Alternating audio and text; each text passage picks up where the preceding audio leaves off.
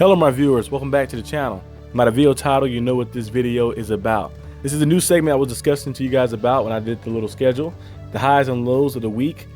Basically, I'll just be diving in every week after the game. I'll be doing the highs and lows, so just talking about the positives, how we won our game, and the stats, and breaking down top plays of the week, and also talking about things, how we can improve to continue winning or to win if we do lose. So yeah, I'm gonna dive into that today. As you guys know, the Steelers defeated the Falcons.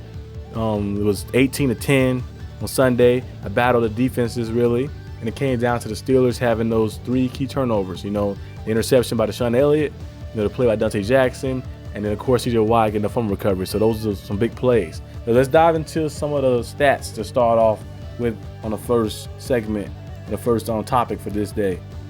The Steelers went out there and Justin Fields started. Of course, as you guys know, Russell Wilson was injured, and the Steelers went out there and did a pretty solid job on offense. Of course, they didn't get a lot of points. Of course, they got in the red zone and made some plays. You know, like Boswell kicking the field goals. Hey, you got to win how you win. Whether you win by 3 or you win by 30, you still win the game like that. So we'd like to see the offense, of course, capitalize and get some touchdowns, of course, but we'll take the W.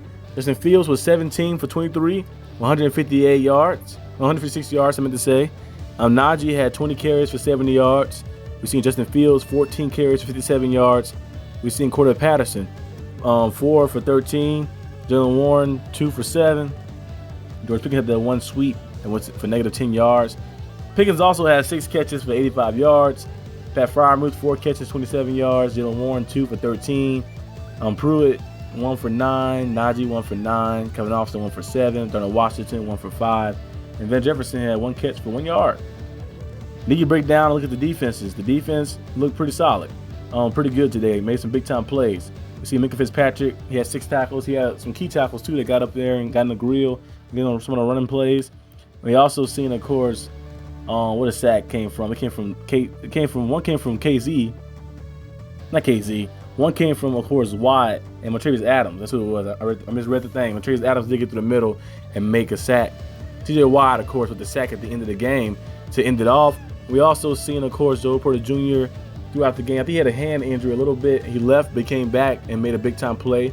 And we also seen him lock up, because I didn't hear his name called. Besides when he went out and got injured and we made that big tackle on Bijan Robinson, his name was not called at all. So he was doing a good job of shutting down that side of the field. We also seen Deshaun Elliott get an interception, of course. And we also seen Dante Jackson get an interception. He almost had one in the first half, remember? And then he dropped it. And he got revenge a little bit at the end of the game and got a big interception to help us win that one right there. Now let's move on to the next segment, not segment, but the next section, which is kicking. Chris Boswell, 6 for 6. His long was a 57 yards. You know, he had a 57, 51, and a 56. The first Steeler to kick 3 50-plus field goals in one game. He went out there and played phenomenal football for Chris Boswell. That was big time for him, the Wizard of Boz. He did it before when we played the Kansas City Chiefs in our last playoff win back in 2016, 2017-ish. And he did a good job. So Boswell, shout out to him, the Wizard of Boz. So that's kind of the stats breaking down. You know, on the offensive side, you see anything super eye-popping, but you see some guys get some plays. You know, Najee was getting utilized a lot. He had 20 carries. Of course, some runs got stuffed here and there. I feel like some of the run designs was a little stagnant, a little shaky, but overall did a solid job. Justin Fields rushing as well, so we had over 100 rushing yards on offense, and we also delivered and got the ball to our playmaker in George Pickens. Had Freiermuth with a few catches as well, so we did overall job and solid job in spreading the ball around. So let me dive into the next part of this video, which would be breaking down some of the top plays of the week for us. Okay, some of the top plays of the week, of course. The first one we can discuss is Elliott. Deshaun Elliott, the new acquired Steeler, you know, he was a former Raven, a former Dolphin as well. Went out there with a nice interception on that play. Did a good job in sitting there. Kirk Cousins went through one read, and he came back to the other read, and it got picked off right there. Deshaun Elliott did a good job of sitting right there, watching the quarterback, being patient and picking his poison, and got that big-time interception. We also see, of course, TJ Watt with the big effort, because that play right there was just on the Falcons miscommunicating a little bit and a fumble happening and bouncing on the ground. And you see TJ Watt just using that high motor. And like I mentioned many times before on the channel, on this channel and my other channel, of course, I always say, hey, you give 110% effort, usually good things happen. TJ Watt was giving all the effort he got out there, and a play and opportunity came about. He went out there and capitalized on it and got a fumble recovery for the Steelers, and that was a nice play for him.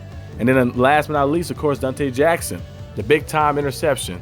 You know, he played pretty good defense the entire game and stuff, and went out there, was playing man-to-man defense a lot. He got beat one time in the slot. I really don't like him being in the slot too much, but on the outside, he played pretty good football, keeping up step for step on the outside, making a big time play, using that 4.3 speed he has, you know, from a cornerback from LSU, using that speed to get through and making a big return too as well from the interception. So he did a good job in that and basically kind of sealing the game away. So that is probably some of the top plays of the week for me. Now let's dive into the next part, the last part of this video, which is adjustments we need to do and need to make to continue our winning streak. Yeah, all we need to do for adjustments really is to keep, you know, on winning and start a winning streak. We got to capitalize in the red zone. That's the main thing. We had opportunity many times we got down there, capitalize in the red zone, and also capitalize in scoring position. I meant to say really in general, you know. But we had opportunity many times. The penalties knocked us out. We had a bad play call where we had some reverse sweep thing that lost 10 yards and set us back to 2nd and 19 on one drive, and he had to settle for a field goal, a long one again.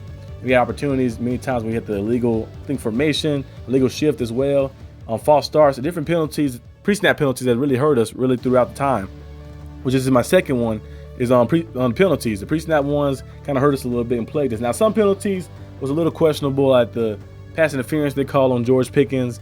That right there did not let pass interference. He just tapped him. He didn't push him.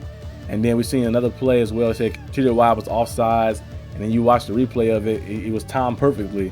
But I guess since he got there too fast, they called offsides. But the Steelers did capitalize on some of those plays when they had another opportunity. But I feel like the pre-snap penalties, the ones that on offense, what we kept doing, like the illegal formation, illegal shifts, we need to get on the same page and everybody get to stay in sync and have a chemistry built up and be in the right spot and knowing where you're at. So we won't cause that and put ourselves in a bind a little bit. And then also consistent play calling.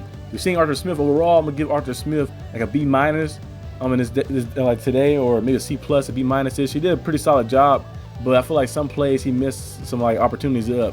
He had some momentum going, and he went out there and the screen pass behind the line of scrimmage. We threw the ball 5 yards behind the line of scrimmage, and he had the reverse double jet sweep that didn't work out too well either. And some play calling things like when we went forward on 4th and 1. I thought we were kicking the field goal. I thought we were gonna like kind of scare them, but if we did go for it, I was like hoping that we get the ball to Najee because we already did a QB sneak like 3 times before that spot. And I thought they were gonna either fake the QB sneak or fake the count, try to get the jump and then kick the field goal, or fake the QB sneak and then you toss it to Najee or somebody else and do something different. But they went with that play, and that play was a little shaky a little bit. But overall, the Steelers did a solid job. But those are kind of some things that I feel like they can adjust on, capitalize and put some points on the board. Pre-snap penalties and also consistent play calling. Stay in rhythm. Don't get out of rhythm with the play calling. If it's not broke, don't fix it like that. Stay with the high hand. Keep feeding your playmakers. Get a ball to George Pickens. Get a ball to Pat Freiermuth. Let those guys go out there and do their thing. But this is all I have for today's video. Really, that's the main thing I wanted to talk about and discuss. I will definitely be coming back next week, of course, with another segment of this.